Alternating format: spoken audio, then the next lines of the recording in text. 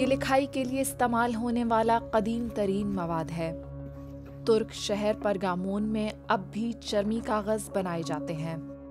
دوسری صدی قبل مسیح میں یہاں پارچمنٹ یا کھال سے لکھنے کے لیے اس مواد کو بنانے کا آغاز ہوا تھا۔ یہ لفظ پارچمنٹ ترکی کے شہر پرگامون سے ماخوذ ہے۔ 91 سالہ اسماعیل اراک اناتولیا کے آخری پارچمنٹ ماسٹر ہیں۔ ترکی میں یہ کام کرنے والا کوئی اور نہیں، اسے یہاں پرگامون میں تیار کیا جاتا ہے۔ اسماعیل اراک نے 70 سال قبل جانوروں کی کھال سے چرمی کاغذ بنانا شروع کیا تھا۔ وہ بغیر کسی مصنوعی کیمیکل کے قدرتی چونے کا محلول استعمال کرتے ہیں۔ اسے بنانے کا عمل چمڑے کے انتخاب سے شروع ہوتا ہے۔ پہلے آپ چمڑے کی دکان پر جائیں اور چمڑا خریدیں۔ آپ کسی بھی چمڑے سے پارچمنٹ نہیں بنا سکتے۔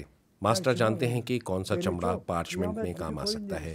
بھیڑ یا بکری کی مختلف قسم کی کھالیں دستیاب ہیں، لیکن آپ ان سب کو استعمال نہیں کر سکتے۔ سب سے پہلے آپ چمڑا منتخب کریں، پھر آپ کو پانی کی ضرورت پڑتی ہے۔ ایسی جگہ جہاں پانی نہ ہو چمڑے کو رنگنا ممکن نہیں۔ وہ دلچسپی رکھنے والے لوگوں کو اپنا ہنر سکھاتے ہیں تاکہ یہ فن زندہ رہ سکے۔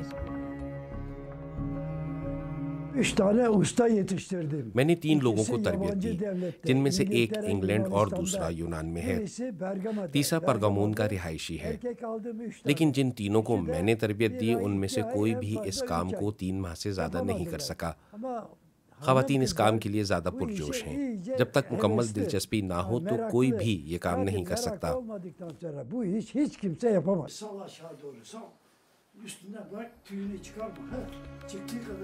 ان کی آخری شاگرد 32 سالہ میلتم ہیں، جو خواتین کے لیے اس ہنر میں پیش آنے والی مشکلات کے بارے میں کیے جانے والے تبصروں پر کان نہیں دھرتی۔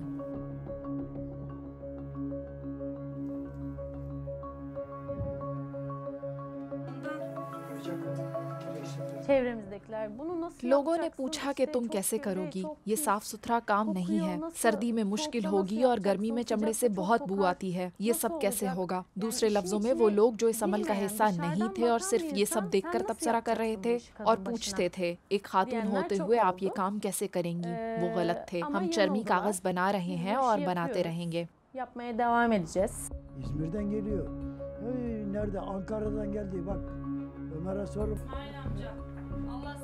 ماسٹر اور ان کی شاگرد دونوں کو اس بات کی امید ہے کہ چرمی کاغذ بنانے کا یہ ہنر ان کے ملک میں دوبارہ فروغ پائے گا۔